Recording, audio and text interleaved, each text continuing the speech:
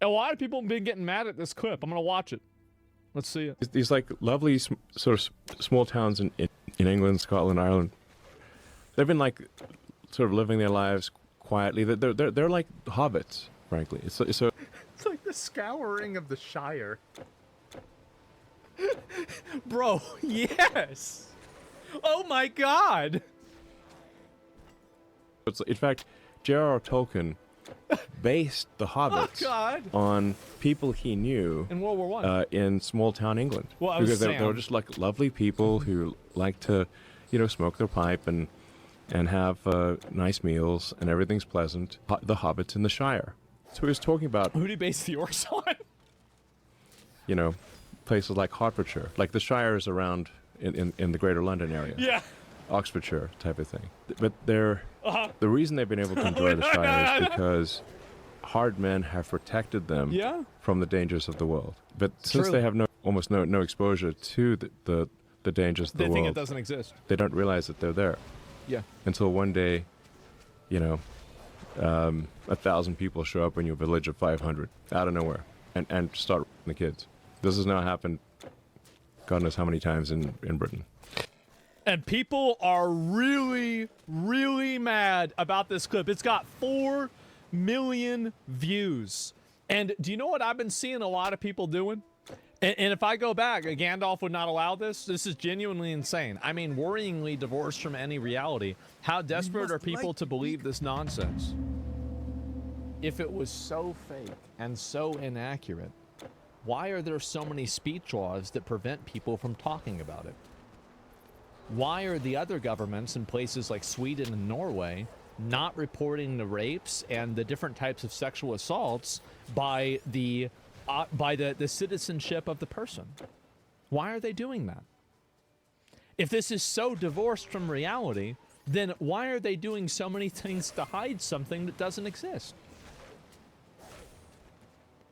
I don't, and you just see the videos, and there's a bunch of scammers right underneath the Eiffel Tower running around with sticks. Like, it's not like this is a fucking, no, it's not like nobody knows about this. There's no arguments, no attacks. Yes, a South African wants to be American, just speaking out his ass about the UK and Ireland. Go fuck yourself. So, and then it come out, there are no arguments against this, by the way. Is descendant for people that actually turned up in villages in Africa and stole from and raped and murdered the indigenous people. His wealth stems from the emerald mines that his ancestors stole. Here he peddles pure fiction to sustain the racist system he owns everything to. So you agree that it's bad. So he's even agreeing on it. I can't believe people believe this, for fuck's sake. Do you know why people believe it? It's because video cameras exist. And they see the videos of it happening. And you have individuals, people that are living there, that are saying they're afraid to go outside. That's the reason why. We're at the it's not happening stage? No. And did they really steal the mines? Who cares? Like, I don't know. I mean, what did Elon Musk's dad do 50 or 100 years ago? Who gives a fuck? Like, it has nothing to do with him. And post should be used as an intelligence test for having the right to vote. Exactly. It should be. And if you don't believe it, you shouldn't be able to vote. I completely agree with them. Absolutely. This is bullshit from a small town in Ireland. I wish that you could take and look at these people and see where they live and see how homogenous the culture that they're living in is. Because I like seeing these comments and then finding out, oh, well, I'm from this place and that's not happening.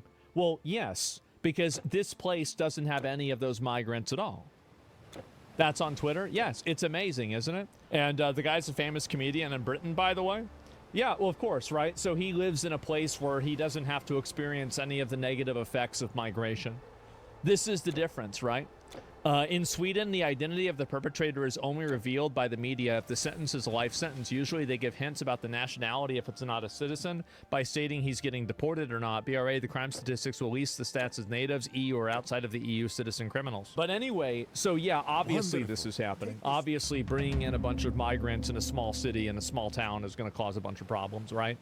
I'm Irish here. He's 100% right. They're dropping double the population of illegals into some villages. Our military is tiny, not even 10K. And yeah, there you go, right? That's a lie. In Sweden, the culprit is, if the culprit is Swedish, he's outed directly. If it's an immigrant, it's being hidden until he's proven guilty. I don't know whether that's true or not. I mean, I don't live there. It's just things that I've heard and seen. But I was just talking about the way that the different things are reported, because I do know about that. So in terms of like how the media reports it, I can't really comment on it. So yeah. Insane that saying it's not happening. Genuinely insane to say that it's not happening in Newtown. Mount Kindy had busloads of people smuggled in under the cover of darkness. Plenty of small towns in Ireland have had their locals outnumbered in a matter of months. Being the kids? Sorry, when did that happen?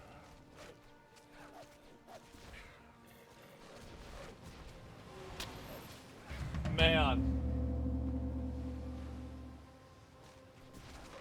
If it was me, this is what I would do.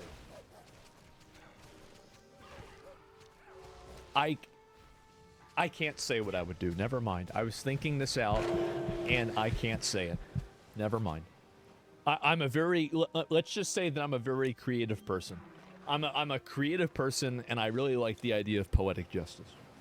Right? Are you? Yeah, it's better for me just not to say these things. And why are people like this? I'll explain why they're like this.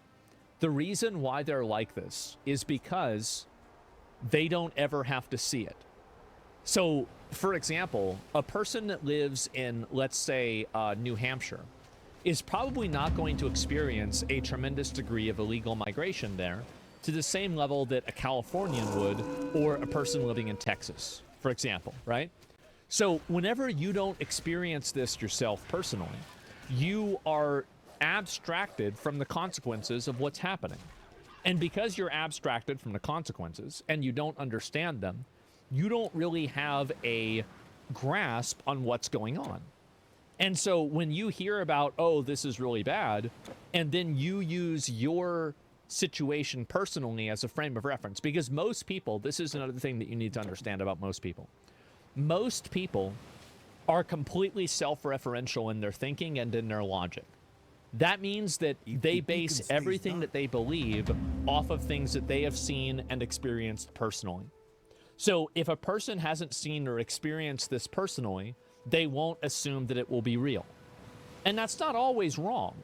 But what it is wrong is whenever you're using it to invalidate other people's experiences, right? That's what Karens do.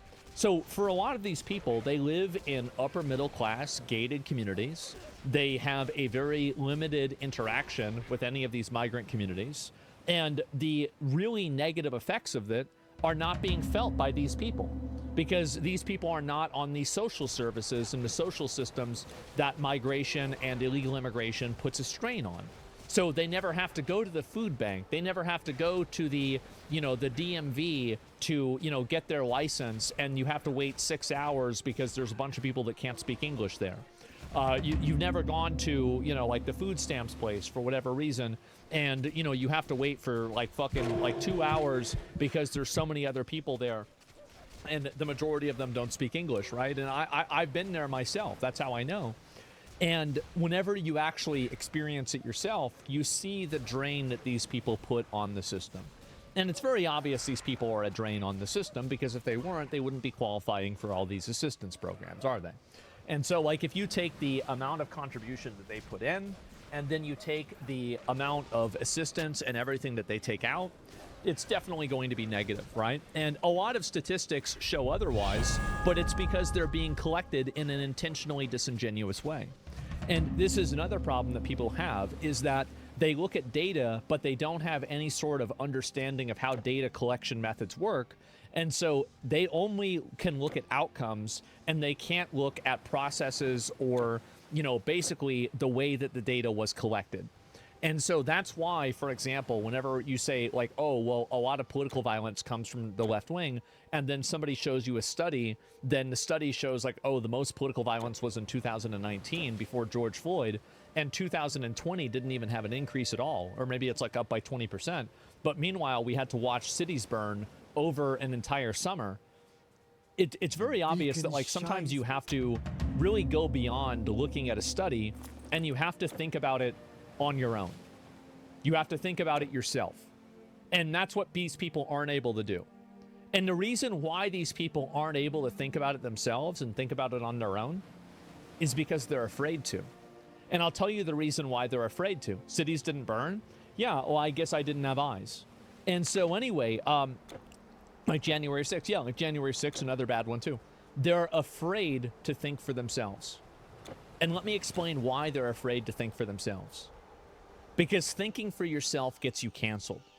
Thinking for yourself, being even slightly off center of certain topics gets everybody to hate you and completely turn on you. Look at, for example, like what Shondo said. Look at what that Bao VTuber said, right? Did they really say anything that was that problematic or that bad? No, they just made general statements. But the moment that you think for yourself and you don't just follow the popular train of thought, you then become pilloried and attacked and repudiated by not only the other side, but now your own side as well. So what that's caused is it's caused a chilling effect inside of all discourse. No one is afraid to speak out until somebody else says something, and then all they do is agree with them. No one wants to think for themselves because thinking for yourself gets you in trouble. That's the reason why. That's why critical thinking is dying in America. That's why it's dying in Western society. It's dying because we're killing it. We are killing it on purpose because anytime a person speaks out of turn, anytime a person doesn't, like, think about Ethan Klein. Ethan Klein is a person who generally is on board with 8 out of 10, 9 out of 10 leftist types of thinking. But this one thing, he had a slight deviation of viewpoint on because he didn't agree with dehumanizing Israelis and Jews in general. And he thought that they have every right to have some degree of remorse, or not remorse, but grief for what's happened to them on a personal level, even if their government did kind of bring it upon them. And he is now a demon. He is evil. People farm likes by saying how bad he is. J.K. Rowling is another one. J.K. Rowling is a billionaire, and she's so influential that it didn't really matter, and she ended up winning. But the reality is most people don't. And that's what happens. So that's the reason why people don't think for themselves. It's because thinking for yourself gets your life ruined. That's it. He just mentioned you just explained the MAGA movement when Republicans step out of line.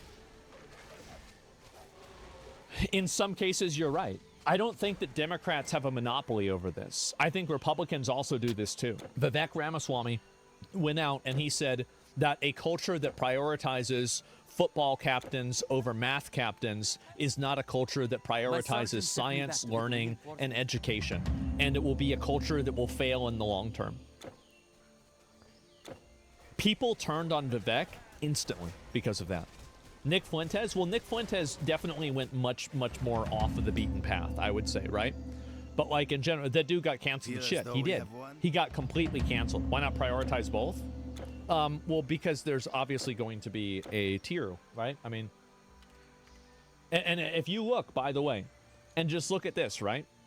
So he took a photo with him, and this is like, I think, yeah, here's a photo of him with his kids, right? Happy Halloween, right? This is just a normal, average photo of a guy. Deport. Why aren't they studying? Happy Halloween, hurry up and become our governor. I think that we all know what this is. Let's see here. Why aren't your kids studying?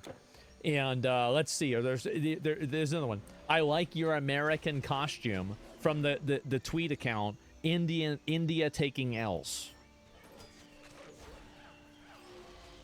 This is what Halloween's really about, not costumes. January 1st. Okay, this is a nice comment for sure. It definitely is. Did you try dressing up as Americans? 3,000 likes.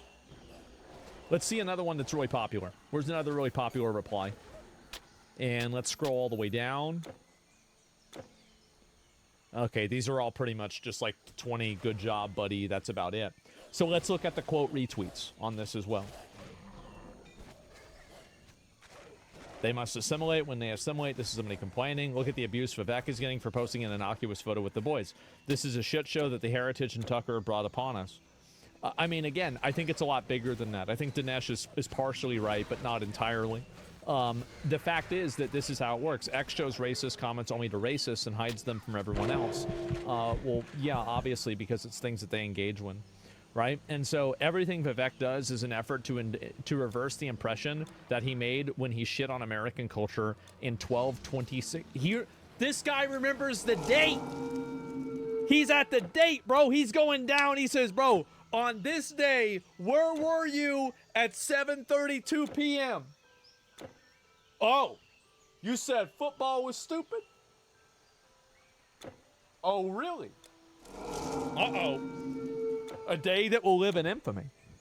Yeah, so we're not fans of racism?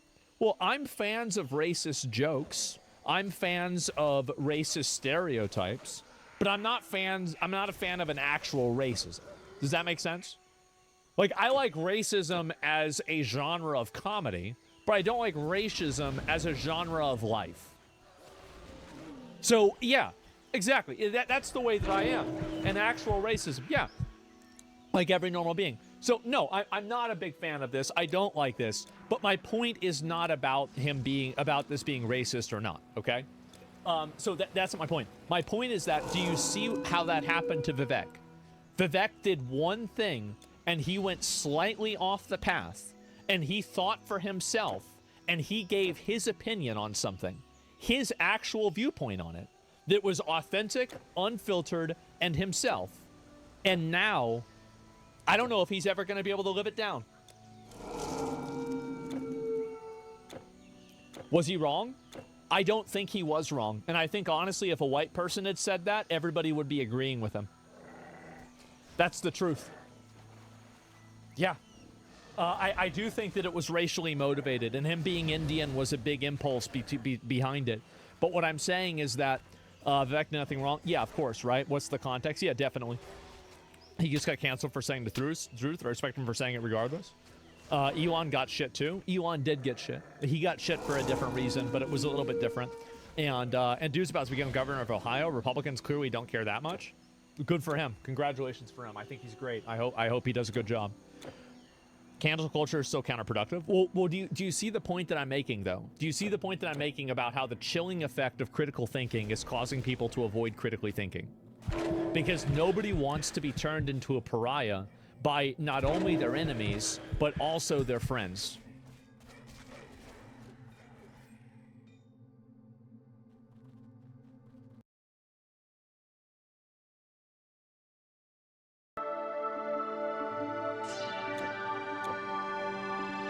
Hey guys, welcome to the Liberal Hive Mind, a channel solely focused on exposing the abundant hypocrisy of the left. Here's your meme of the day, brought to you by 5mind.com. Well, it's the same blueprint every single time, right? I've been saying this for years, but especially over the last couple of months, all these left-wing narratives of fake victimhood, manufacture the martyr, right? Crop the footage, engage in illegal activity, and then once the blowback hits, claim to be a victim of Donald Trump's orange oppression. Ooh, I was murdered. You were murdered. Claim to be a victim of MAGA extremism on January 6th, even though you were in a completely different building. Or in this case, claim that you were a victim of Donald Trump's ICE Gestapo, even though you were the aggressor. And then, of course, hope that nobody actually watches the full tape. Well, that's exactly what we've got with this character here, congressional candidate Kat Abugazale. She wants you to believe that she's the modern-day Rosa Parks, but the facts tell a different story. She is a chaos agent who escalates, interferes, and attacks federal officers. And now, as she's getting hit with federal charges, she's now doing a mass social media campaign to play the victim. Ooh, I'm the victim. Yeah, you're the victim of your own actions. And that's the funny part here. Well, the moment these leftoids get confronted with their own actions, the moment a little bit, just a small amount of scrutiny from their own side, by the way, shows up, all of a sudden, hit the frickin' panic button, rage quit from the interview. These are the kind of clips that I live for, folks. Let me show you guys exactly what happened as our favorite socialist revolutionary and woke freedom fighter, Kat Abugazale, makes a complete fool of herself once again. We got some stuff to get into, so let's roll the tape. All right, folks, so now the federal charges have hit, and of course, roll the sob story. My name is Kat Abugazale. I'm running for Congress in the 9th District of Illinois, and the Department of Justice is charging 6 people, including myself, with federal crimes for exercising our First Amendment rights near ICE's Broadview Processing Center. This is a political prosecution and a gross attempt to silence dissent, a right protected under the First Amendment. This case is a major push by the Trump administration to criminalize protest and punish anyone who speaks out against them. That's why I'm going to fight these unjust charges, but I need your help to do it. As I and others have exercised our First Amendment rights, ICE has hit, dragged, thrown, shot with pepper balls, and tear gassed hundreds of protesters, simply because we had the gall to say that masked men coming into our communities, abducting our neighbors, and terrorizing us cannot be our new normal. And because Chicago doesn't back down from bullies in masks who tear gas our neighborhoods, this administration has resorted to weaponizing the federal justice system to scare us into silence. But we're not going to be silent. The Trump administration wants you to be afraid of speaking out against it and its anti-democratic power grabs. And there are plenty of reasons to be afraid right now, but we have to overcome that fear. And while we have seen the unhinged and unlawful tactics this administration has used against the American public, it's important to remember they're doing this because they are scared. They are wrong. And they know they are on the wrong side of history. We cannot diminish ourselves in the face of these attacks. That's why we have to unite and stand up for humanity, our rights, and everyone terrorized by Trump's lawless secret police. My political persecution, my First Amendment, my Donald Trump encroaching on my rights. You know, it's a cute little narrative, but of course the whole thing falls apart once you include the missing context that she is purposely omitting. She's making the claim that she was just peacefully observing, peacefully engaging in her First Amendment right. But she was the same person who led a mob that swarmed ICE vehicles, boxed them in, impeded their movement, pounded on their hood, vandalized the vehicle, and in Kat Abu Ghazaleh's case, a week before that, she's the same person who trespassed on federal property, charged at an ICE agent aggressively as they were engaging in a lawful operation. She was then, of course, pushed down to the ground, as she should have been. But in all of these cases, she's always just releasing little snippets. She won't show you where she aggressively charged at the ICE officer. No, she just shows the part where she was shoved to the ground and then claims victimhood. I was murdered. And of course, that's where everything falls apart, right? When she can't control the edit, when she's not able to have full editorial control and push edited propaganda to make herself seem as the victim, well, she runs. Oh, she bolts for the back door. Here she is with Tara Palmieri during a very simple interview, a very simple discussion. She's asked a very simple question. Let's review the footage and then maybe explain to us what happened. And, well, look at what happened. The indictment alleges that you and others, quote, surrounded a federal officer's vehicle, banged on its hood and windows, etched pig on the side, and impeded movement. Did you etch the word pig on the side of an officer's car? I'm not speaking to the specifics of anything that's in the indictment right now, but like I said, I do plan on pleading not guilty, and the evidence will come out in court, and you know, I plan on winning. Well, let's watch the video of what happened that day that they are.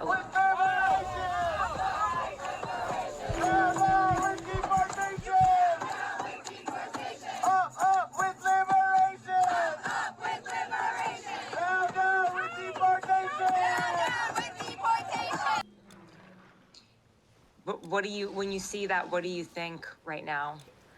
You know, Tara, once again, this is my first time being federally indicted. Like I said, I plan on pleading not guilty. The evidence will come out in court, and I plan on winning. Thank you so much for having me.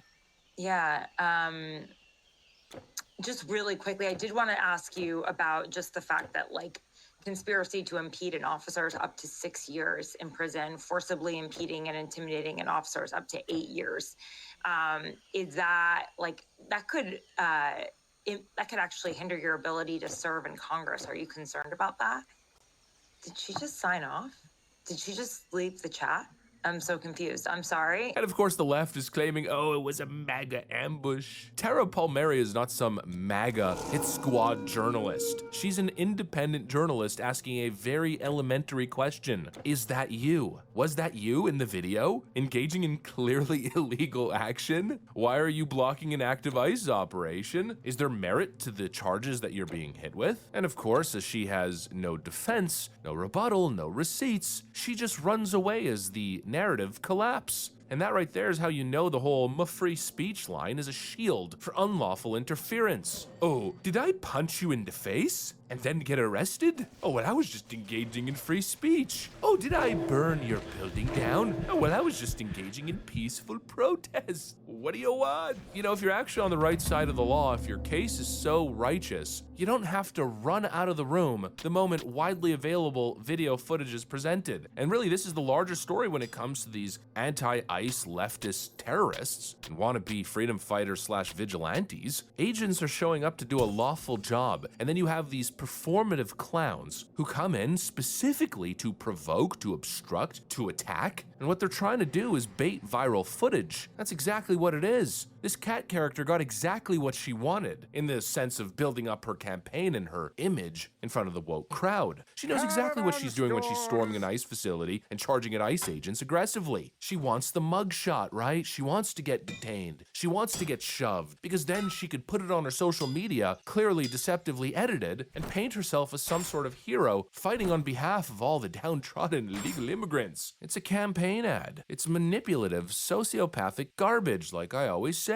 Except, of course, things have changed. While she got what she wanted, you know, the viral stunt, the viral moment, well, now with a change in this administration, she's also getting what she deserves. And that's big fat federal charges. Oh, baby, oh, baby. I know what's on your mind right now. I can read your mind. This is exactly what I voted for. Huh? That must be what's crossing your mind. But again, you know, this whole saga, it's not about rights. It's not about fascism, it's theater. Free speech is bringing a sign, making a case, debating openly, discussing. You want to have a megaphone and stand on the sidewalk and blah, blah, blah about stolen people, stolen land? Go for it. Nobody's stopping you. But freedom of speech is not obstruction of justice, obstruction of lawful action, or assault on federal officers. This is not political prosecution. This is stupid games leading to stupid prizes. And hopefully this is a clear message to all the left-wing wannabe freedom fighter clout chasers looking for their moment in the spotlight, right? Their viral moment to play victim will save us the melodrama. Do not touch these federal agents. Do not block their vehicles. Do not interfere with their operations because you will be held accountable for your actions. You will be charged under the laws that are very clear, very clearly described. You can cry fascism all you want, but you've cried wolf, I think, too many times, and the people simply aren't buying it anymore.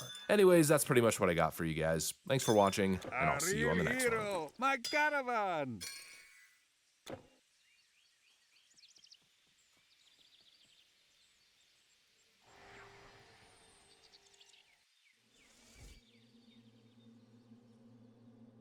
Listen up, if this works, it is going to be huge for gaming. What's going on is that Steam wants to revolutionize how you discover games. They are testing a new system that could kill traditional games marketing as we know it. You might be thinking, God, that's a lot. Why are they doing it now? And there's a very simple reason why. It's because the current system is goddamn broken. I mean, listen to what a recent indie publisher said. Quote, "Times have well and truly changed. Having a great game is still half the battle, but if you don't have the money to pay for success, you'll likely have problems." Now, what they're talking about here is needing massive piles of cash just for marketing. But here's the thing, right? That's not even working. There are as many cases of massive marketing budgets leading to just about nothing. And making this video, me and my team know that this is really important because you basically keep telling us. We often cover shit shows or games that just underperformed. And what happens in the comments is you guys say, wow, that looks really cool. It's a shame I never knew it existed. Well, the good news is Steam has noticed, and they're about to change everything. Now, there's also a problem I've seen a dozen times, and we're going to solve it for free. Basically, you need a website for a project, a side hustle, or even just a landing page, but the thought of wrestling with builders or hiring someone just kind of puts you off. Now, that's where today's sponsor, Odoo, comes in, because they've genuinely impressed me. You see, they are an all-in-one management software for entrepreneurs. And that means invoicing, accounting, project management, inventory, the whole lot, including today's focus, their website builder, and it is properly quick. I mean, it's like 4 steps. Basically, you tell it your industry and your goals, you pick a color palette, or upload your logo, you add your pages, choose a theme, and boom, you have got a website structure ready to customize. And the customization is dead simple. You just drag and drop about the place. There's no code, no headaches. Every block just slides in wherever you want it, and everything is customizable. The text, the colors, the images, the animations, so you can make it look exactly how you want without needing to be a full-on developer or designer. But then Odoo gets even better, because your first Odoo app is free for life. That includes unlimited hosting and support, plus a free custom domain for a year. And then, if you need more apps down the line, they are just $19.99 a month each for all of them. Yes, it is one price for everything that Odoo does. That's an absurdly good value for basically everything you would need to run your business. So, if you've been putting off building that site, simply head to my link to get started. They have made it so easy, so there's no excuse not to. Go check them out. We begin with a simple fact, which is that gaming is in a bit of a crisis right now. Traditional marketing tools are weaker than ever. Content creators need to be paid unless they're trying to hop on a trending game. Traditional press can barely do anything after all of the layoffs that they have faced as well. And, well, they just get forced to make SEO guide slop. There's a lot of problems, and this is all happening in a year with more games than ever before. Even more great games than we've ever seen. And the brutal truth is, it does not matter how good your game is if nobody buys it. That is where Steam is stepping in, and it's doing that in the form of a new test on Steam Labs. So here it is. They've built an 8-week calendar, and it's actually quite similar to what SteamDB already has. Now, the calendar shows you 3 things: games that released in the last month, games from the last 7 days, and most importantly, upcoming games organized by release day. Now, think about this problem. On any given day, Steam might release 100 or more games. So that's kind of not useful. Now, we actually try to solve this over on Loading Screen, which is our newsletter for members. You can check it out at the link below. And over there, every Monday, our members get curated weekly lists, which is all well and good, and it means a shitload to us, but it's obviously not an industry-wide solution. And that's why Valve is building something into their store. So, how is this any different to, say, you just scrolling the popular upcoming list? Well, remember, we're talking about Valve here. If they can't put an algorithm on it, why build it? So what they've done is they've personalized it, where every day the calendar refreshes with new data. It looks at games that you play a lot, then it finds games that similar people have wishlisted, and then it shows you those games. And just like the rest of the store, it filters out stuff that you don't want. That could be early access games, mature content, even ignored tags. You can do all of that to customize this calendar to actually be useful to you. And that means you can see anywhere from 10 to 500 games on one screen. And you can also filter it by tags. As an example, let's say you loved Hades 2, and you want to see all of the recent and upcoming roguelikes. Well, now they're in a visual date-based format, not just a list. Now, what is Steam hoping to achieve here? I think it's pretty simple. What they want is to surface new games that you don't know about. And along with that, they are cutting out the marketing middleman. Yeah, the marketing middleman. Let's talk about how it actually works, because we've got some specific figures from a recent successful game, one that was especially successful on PC, and it's actually the publisher quote that I started off this video with. Here's the game. It's called Little Rocket Lab. Basically just think Factorio meets Stardew Valley. And the good news is, it did pretty well. The publisher, No More Robots, was happy. The developer, Teenage Astronauts, were also happy. Now, Mike Rose, who runs No More Robots, reported around 80,000 players within 3 days. And for the purposes of this video, our question is, well, how did those players even get there? And the answer is, shitloads of middlemen. Basically, No More Robots seems to be one of the good publishers out there. They very actively promote and support their developers. They don't just, fund them, see whatever works, and just demand a cut. So yes, they're a publisher, they are a form of middleman, but, they do actually help you navigate all the other middlemen. Here's where it gets interesting, you see. Mike Rose explained their reveal strategy for this game, and it's this: a wholesome direct that generated 8,000 wish lists. Very good start, and it also helps that they had a Game Pass deal. This meant that the game could, quote, recoup all of its costs within a single week after launch. Now, if you don't have, say, a relationship with Xbox, you're probably not going to be getting yourself that Game Pass deal. But getting back to the story, another factor is that the game was obviously really good. And part of the reason why is loads of publisher-backed play testing. So that's all great stuff, but it's actually not what Rose credits for the success of the game. And that's because one of the things they did was a first for the company, and it actually worked. And that thing was putting loads of money into adverts and influencers. I mean, fair to say that we maybe would have a horse in that race, Mr. Rose.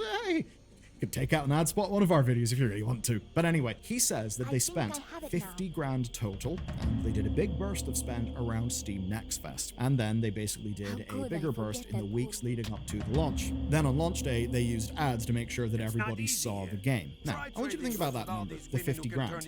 They paid the equivalent of like multiple yearly minimum wage salaries just to market the game. Not to make the game, just to market it. And this is probably why Mike Rose finished his post-mortem with this idea. Quote, having a great game is still half the battle, but if you don't have the money to pay for success, you'll likely have problems.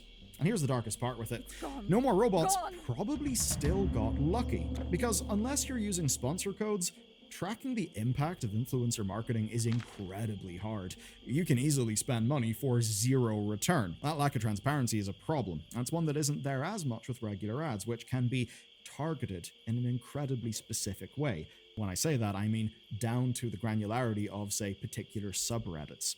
Plus, it's also something that grows exponentially with your budget, where the larger your game is, the more money you're going to need to spend. I mean, take a look at some of these numbers. Scopely spent $1 billion on Monopoly Go marketing. Billion, a casual bill. Cyberpunk 2077 spent $142 million, which is 2/3 of the development budget. And even back in 2009, Modern Warfare 2 had $150 million for marketing. The development? That was just $50 million. In an ideal world, sure, they'd put $200 million into just the game, and it would be so good that it would just sell naturally. But that's not the world that we live in. And remember, in some ways, this is a bit of a zero-sum game, where marketing costs are spent to take players' attention from everything else. Because whenever you pay for an advert, you're competing with the other people who could be, paying for that advert. So that's the bit that sucks, that there are some zero-sum dynamics because people have only got so much attention. Obviously, big viral moments and shadow drops also factor in here. Like, say, if Silksong just happened to drop in the launch window of your game.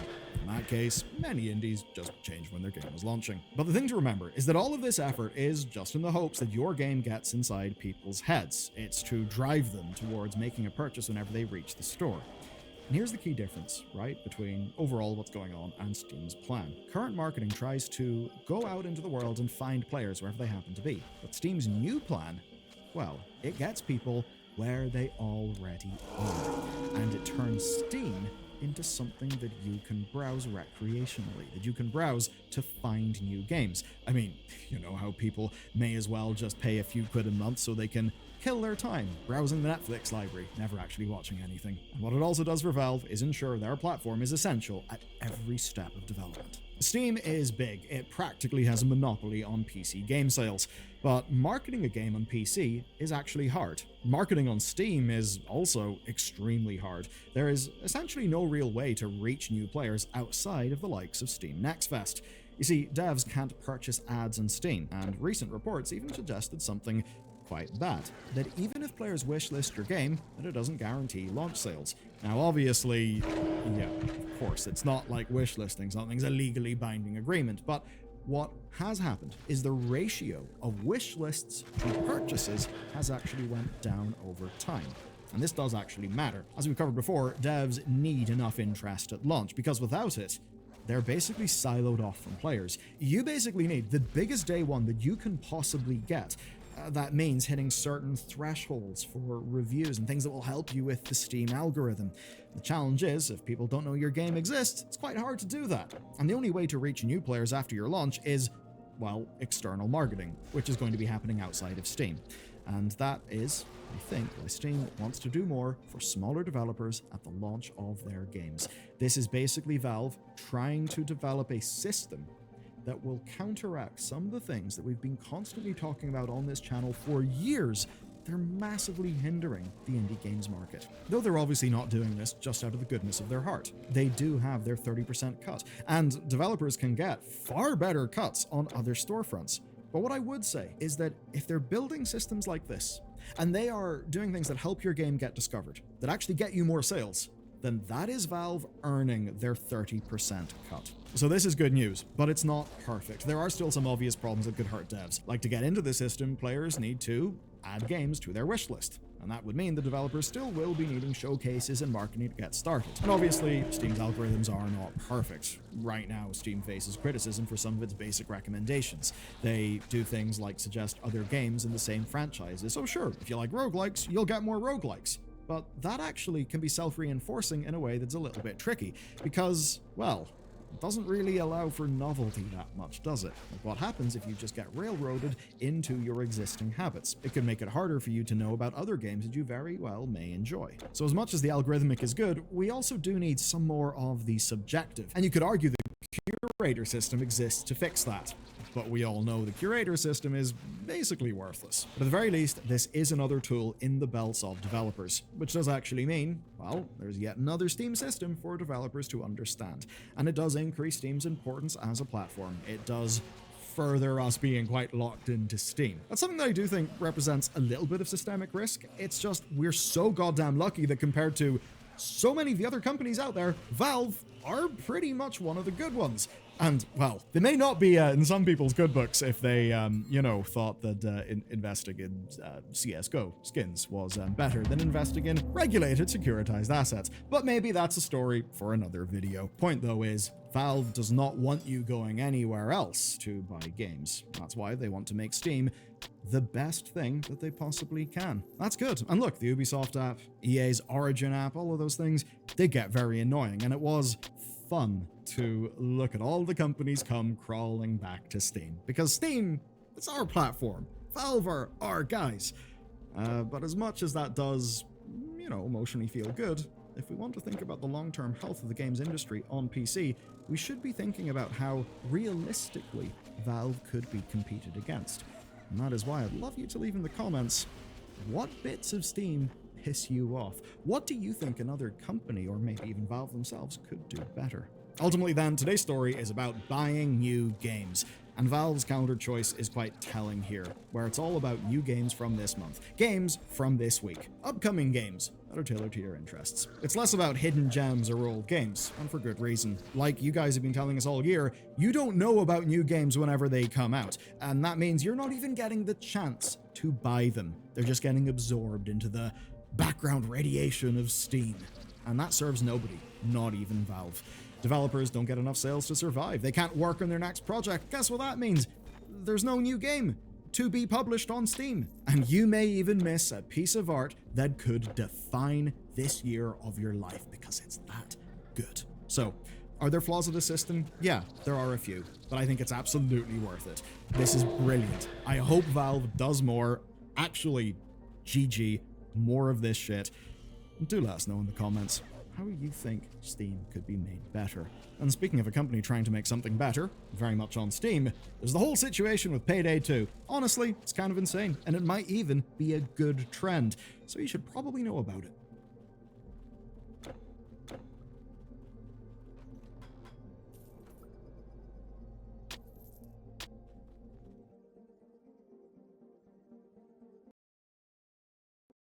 I've never been one of these repeal the 19th guys, but you certainly know there are many of them.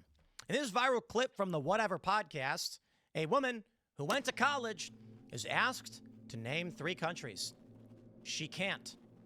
When you listen to this, your blood will boil. So please sit down now before I go any further. Because, oh boy. And then let's talk about the 19th Amendment. Here you go. I hope you enjoy it. Name 3 countries. Italy, France, Spain. Italy, China, France. You can't repeat. Well, I don't know what. Just throw out 3 new ones. I don't know. I mean, there's a lot of countries. You got this. You go to college, right? Yeah. You go to college. Yeah. I mean, you have to guess. Italy, China, France. That's all I know. That's all I know. Do you know what country you're in right now? United States. Okay. Yeah, and like, what's the one above the U.S.? Canada. And what's the one below? Below the United States? Alaska. Antarctica. Whatever. No. I'm sorry, what? No, like, what is below the United States? What country? I don't know. You don't know? No. Wait, I'm sorry, what? Oh, Mexico? Well, is Mexico's like to the side, no? No, it's from us. Mexico is not to the side, but... Ladies! Oh my God! Oh, okay. I'm not showing you this just to like rag on women. I don't think because this one woman is really dumb, no one should be allowed to vote. But I do gotta say, we need to have some kind of restriction on voting. She went to college. Oh, there's so much to say here, my friends. We can say college is a waste of your time because college is not indicative of whether or not you are smart, just whether you are... Actually, I'd argue, if you go to college, you're dumb. You're dumb. Okay, I'll take that back. Let me put it like this. If you went to college for a reason that you analyzed and understood, I got no beef. Most people are dumb. Sorry. I'm not trying to be a dick, but, you know, I love these things, what these leftists will do. They'll, like, comment on my tweets or, like, videos and be like, but Tim Pool didn't even finish high school, that prof said. And that lady finished college, and boy, what does that say about her? If you're going to hire people based on a college degree, you are bad at what you do. And this is part of why we're in the position we're in. People who vote who are too stupid and shouldn't vote, and people who go to school who are too stupid and shouldn't go to school. I love this from Miss Magazine. A Trump cabinet member endorsed a pastor who wants the 19th Amendment repealed and danger is growing. And then we've got this from CNN. Pentagon says Hegseth supports women's rights to vote despite sharing videos saying otherwise. Oh, boy. Well, let's start with college. When I was a teenager, my dad was like, son, you got to go to college. And I said, sure. My mom said the same thing. And I was online, and I'm reading the news, and I was looking up colleges and all this information. And what did I find? Every analysis that actually made sense was saying not to do it. There was no argument for college. None whatsoever. So I'm 16. I'm on America Online, or whatever it is we had at the time. I think it was America Online. Reading various news sites, searching on the internet, Google, like, college, why go to college? And I read this great economy piece. Whatever, I don't know. It was an economist who worked for the Bush administration, I think. It might have been Clinton, actually. Because, again, this is 23 years ago. And he said, what if I came to you, said for $40,000, a $40,000 investment, after 4 years, you will owe me $40,000 plus interest. Would you take it? Any investor would laugh in your face. Why? Well, but maybe you can get a job averaging, $30,000 a year right afterwards, for which, no, that's insane. Investing where you lose the money, you could take 40 grand and just put it in the S&P, and after 4 years, you've got money. And so what he ultimately said was, if you get a job at McDonald's, after 4 years, you will have a positive net worth, positive world experience. You will likely be an assistant manager earning a salary at a McDonald's. And your compatriots will exit university in debt that they will not be able to pay off, earning an amount of money comparable to you based on what they owe in student loan debt with no experience. It makes no sense. You get a job at Starbucks at 18. You work there for 4 years. You're 22. You're an assistant manager. You're making good money. You've saved. You've got $10,000 in savings or more. You go to college. You get out. You're broke. Can't find a job. And even if you do find a job, they're going to pay you comparably. Now, of course, everyone says no. College degree holders earn more money. Yes, and they also have debt. They have to pay off with interest. So even though you earn money, on average, you're making about the same. So the idea was the standard of living remained static. And I said, well, that seems like a waste of time. And my parents disagreed. I didn't get being crafty, as it were, I am smart. I'm not going to pretend to be the smartest person, but here's what I did. So you need a high school diploma, right? So instead, I applied at a community college for like 3 classes. I took yoga, criminal justice, and theater acting for like 1 quarter. And it cost like $600 at a community college because you don't need a high school diploma to go to community college. From that point on, with college transcripts, albeit small as they were, I applied to every job with highest form of education, some college. Indeed. I was a college dropout now, not a high school dropout, despite never getting a high school diploma. And so when I got a job at working out of O'Hare for American Eagle Airlines. They asked me what my highest level of education was. I put some college. They said, you're good. Other people who applied that I knew put high school. They said, come back with your diploma and your paperwork. And they did. Well, I didn't have a diploma, but I went to college. Didn't matter, I didn't go to high school. That's the funny thing. People who are not smart think that's deterministic, that because you finished high school, it makes you smart. In fact, I'd argue the inverse. Certainly some people who finish high school are just as dumb as some people who don't. I don't see a big difference. Just because someone finished high school doesn't mean they're smart or remember anything or know anything. College is the exact same as I've just shown you with that woman. Now, of course, many people are arguing repealing 19th, and Hegseth posted a video of a CNN segment with Douglas Wilson, a Christian nationalist pastor, who supports repealing the 19th Amendment, which gives women the right to vote. Wilson's fellow pastors told CNN's Pamela Brown they also support the idea, saying votes should be made as households, and men of the household would be the ones actually casting the vote. I would support that, Jared Longshore, executive pastor of the Christ Church, told CNN. And I support it on the basis that the atomization that comes from our current system is not good for humans. Well, I'm done playing these games where the left argues that any act of authority is evil. Any police officer is wrong. Like, it's just stupid. Certainly there exists a system where women don't vote, men do, men and women are still equally represented, though I'm not personally in support of that necessarily. I say necessarily because there is no happy medium. There is no point at which you are just sound and safe and everything is fine. For a period, women voted and everything was good. Now, weak men and weak women are enabling all sorts of problems. I believe it is more likely you'll find weak women than weak men, and we can see this in the polling data. Around 55% of men vote Republican, 45 Democrat. Those 45 Democrat men, most of them are weak. Not all of them. Some of them are just authoritarians, and they understand what they're doing. 70% of millennial women are voting millennial men. 70% of millennial women vote Democrat. Many of these guys are doing that just to get laid. That's a reality. And many of these women are doing it just to fit in because the TV told them to.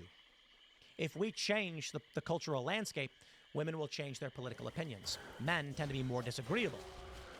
We can't function that way. So I'm not saying women shouldn't vote. I'm certainly saying that at least what we've seen in the current time frame, the current timeline, women voting has created a propensity towards leftist policies that are destructive to the United States. This will cause a period of tumult in which weak people will not survive and strong men will take over.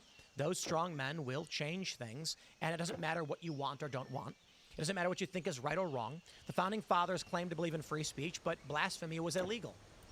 You had to profess a faith in a Protestant God in most states to hold office. The only exception was Maryland because they were Catholic. It was a Christian God. And Virginia, it was just God in general.